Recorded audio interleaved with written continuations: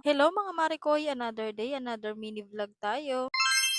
Eto nga pala yung ganap namin nung May 11. At grabe, ngayon ko lang siya ma-edit at mabu-voice over. Late ka na nga mag-upload, late ka pa mag-edit. Huy, grabe ka naman. Hindi nga nauubusan ng energy tong bata na to. At grabe, baling-bali ang liig sa kakasayaw. Oh, alam nyo na kung kanino nagmana. Huy, charot.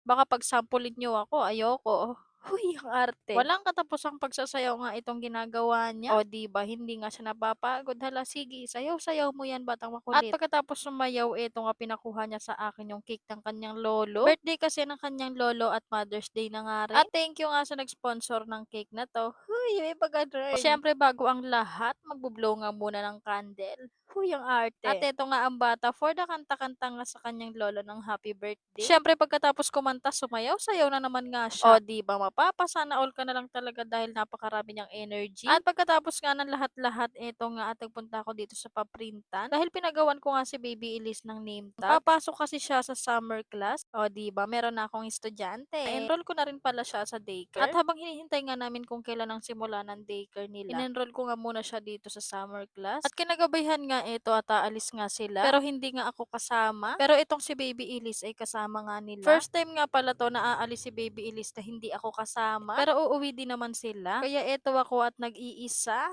Huy! For the first time in my life. Charot ang OA. Pero sa totoo lang, na-miss ko kaagad yung baby ko kasi wala nga akong kaaway.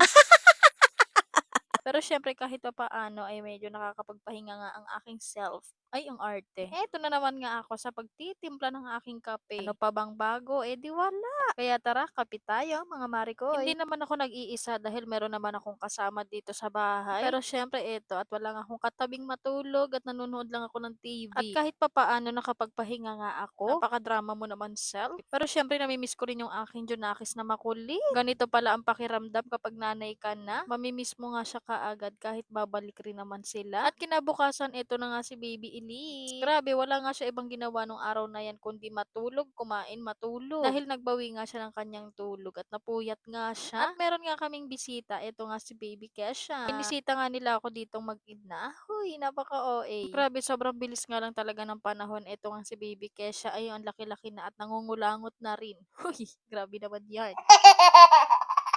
Naboboring daw kasi sila sa kanila kaya eto at pinuntahan nila kaming mag-ina. O di ba napakataray talaga nitong kaibigan ko na to. Hoy, kaya wag kayong magkakamali kasi bibirahin kayo nito. Charot. Eto nga yung dalawa naming chikiting, o di ba ang lalaki na nila. Ayan nga pala si Mia liit at Kulot liit. Ayun kasi yung palayaw namin, Mia at Kulot, o di ba ang lalayo sa mga totoong pangalan. At kinagabihan, eto nga ang aking Junakis, pinaliguan ko na nga. Sabay na nga kaming naligo para nga isahan na lang. Kaso ang tagal namin sa CR. Tatagal talaga kapag meron kang kasamang maliit na bata. Ah, di ba? Fresh na naman ang Mario. Fresh from the bat.